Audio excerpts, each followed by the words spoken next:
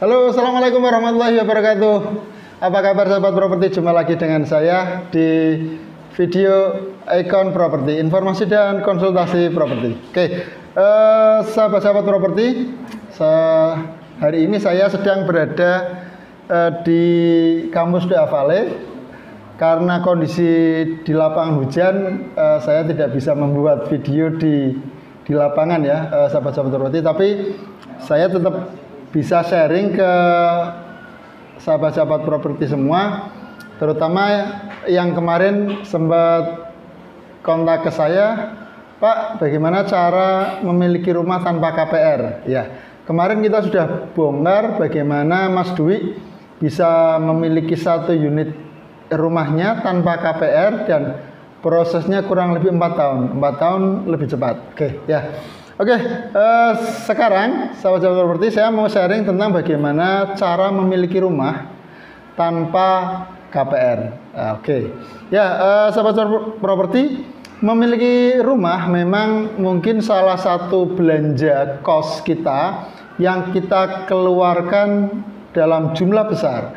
Bagi sebagian orang mungkin membeli rumah itu bisa jadi selama seumur hidup itu kurang lebih 1 kali. Mungkin bagi orang-orang yang sudah sukses kaya raya mungkin bisa jadi pembelian propertinya berkali-kali, itu sudah menjadi habit investasi ya. Oke, tetapi bagi sahabat-sahabat properti yang ingin memiliki rumah pertamanya itu tanpa KPR, tanpa hutang, ini saya sharing ke teman-teman dan ini sudah dibuktikan oleh salah satu mahasantri kampus Doa. Namanya Mbak Heni Hikaru ya. Mbak Heni Hikaru ini dulunya karyawan notaris, karyawan di PPAT ya. Kemudian Mbak Heni bisa membangun rumahnya senilai 300 juta rupiah. Bagaimana caranya? Simak video saya berikutnya.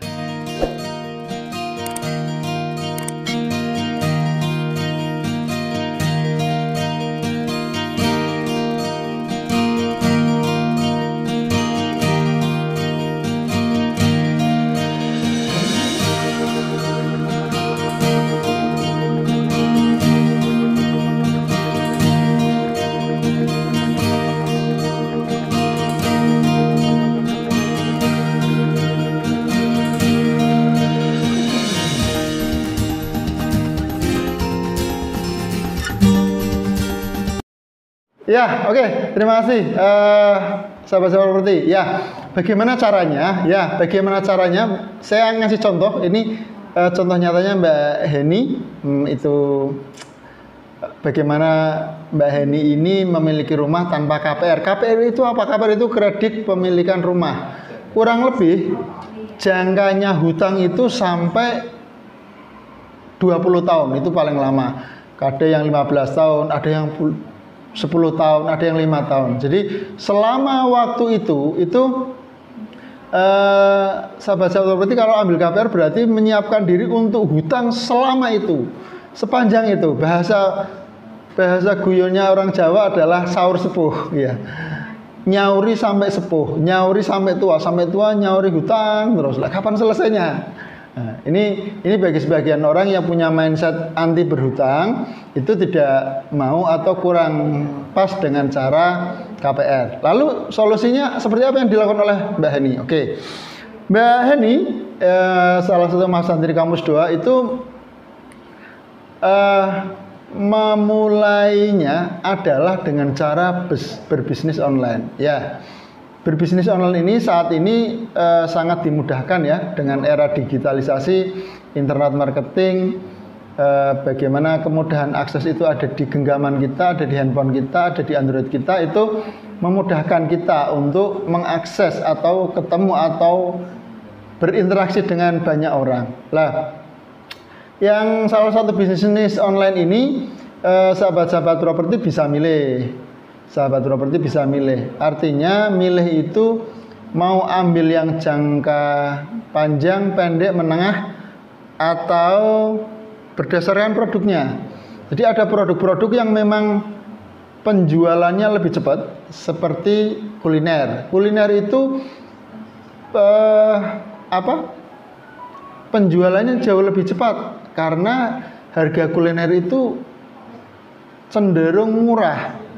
Artinya murah apa? Ketika kita mau membeli kuliner itu, semangkok, sepiring, seporsi, itu kita nggak perlu rembukan bicara dengan suami, dengan istri, dengan mertua, dengan bapak, ibu, dan seterusnya. Memutuskannya selama di kantong kita ada uang 10.000, wah saya mau beli, langsung beli saja.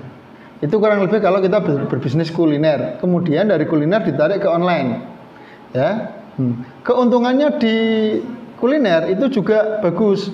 Antara 50 sampai 100% keuntungannya, ya, sehingga kalau di kuliner kemudian untungnya bagus, penjualannya cepat, ya, cepat kaya insya Allah, ya, cepat banyak uang. Oke, itu kalau kuliner. Kemudian yang kedua adalah fashion. Nah, fashion ini kalau di Pekalongan mayoritas ibu-ibu, mbak-mbak seperti yang ada di belakang saya itu mayoritas bisnis online-nya adalah di fashion, mainnya di batik, di koko, di gamis, di daster, dan seterusnya, dan produk-produk yang berkaitan dengan fashion. Itu fashion ini kalau penjangkauannya bagus sampai luar negeri, sampai luar daerah, itu juga apa ya, sangat potensial karena di antara meminimalisir dari produk bisnis fashion ini adalah barangnya tidak ada expirednya. Beda seperti kuliner. Kuliner kalau hari ini nggak laku, besok bisa jadi nggak bisa dimakan atau kualitasnya menurun. Tetapi kalau bisnisnya itu di kuliner, hari ini, minggu depan, bulan depan itu masih bisa kita jual. Itu kalau di fashion. Dan Mbak Heni itu mengambil bisnisnya adalah bisnis fashion. Dari fashion ini dia upload di marketplace, Bukalapak, Lazada, Tokopedia, dan seterusnya. Sorry.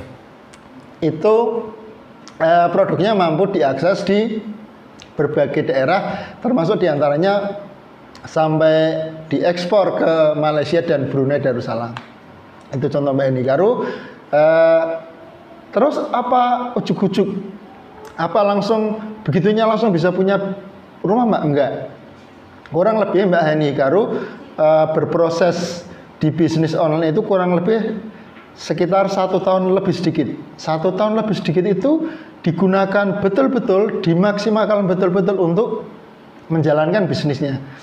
Setelah pemasaran bagus, baru Mbak Heni mempelajari tentang manajemen keuangan, manajemen SDM, manajemen produksi, dan seterusnya. Dari situlah pundi-pundi profit, keuntungan dikumpulkan, disisihkan, dimanage dengan baik, sampai pada saatnya Mbak Heni memutuskan untuk membangun rumah. Jadi rumah yang dibangun oleh Mbak Heni itu bukan simsalabim, ujuk-ujuk langsung berdiri, langsung jadi bagus, itu tidak, tapi step by step. Dan di sini butuh manajemen yang bagus. Kalau kita nggak siap dengan manajemen yang bagus, bisa-bisa kita punya uang puluhan juta, ratusan juta, kita langsung nafsunya nggak kuat, inginnya beli yang yang tidak produktif, pemborosan, dan seterusnya. Oke, yang ketiga adalah bisnis properti. Ya, ada beberapa sahabat saya yang memiliki rumahnya tidak menggunakan KPR, tetapi dia dengan cara berbisnis properti. Berbisnis properti apa? Harus jadi developer? Apa harus jadi pengembang, bikin perumahan dan seterusnya? Enggak. Bisnis properti bisa dimulai dari hal terkecil, yaitu dengan cara menjadi broker, bisa dengan cara menjadi marketing properti. Ya, teman saya dia mempraktekkan bagaimana menjadi marketing properti, tapi dia masih bekerja di kantor. Setiap hari Sabtu dan Minggu dia menyempatkan diri untuk meluangkan waktunya menemani calon-calon buyer untuk survei lapangan, untuk lihat rumah, lihat tanah yang dia jual. Barangnya milik siapa? Dia ikut di agen properti khusus penjualan rumah dan tanah. Hasilnya penjualan 1 unit dia bisa dapat 10 juta. kadang 50 juta, kadang juga ratusan juta kalau properti yang dia jual nyampe harga miliaran rupiah. Oke, itu sahabat-sahabat properti sharing saya, semoga bermanfaat dan insya Allah teman-teman seperti Mbak Heni Hikaru itu banyak sekali, dan diantaranya yang ada di belakang saya ini ada emak-emak milenial yang masih banyak waktu selain mengurus anak-anak sudah selesai, menyisakan waktu untuk belajar di digital marketing dan nanti punya banyak keuntungan untuk dibelikan aset properti. Terima kasih sudah mengikuti video saya. Sampai jumpa di video berikutnya. Semoga bermanfaat. Terima kasih dari saya. Assalamualaikum warahmatullahi wabarakatuh.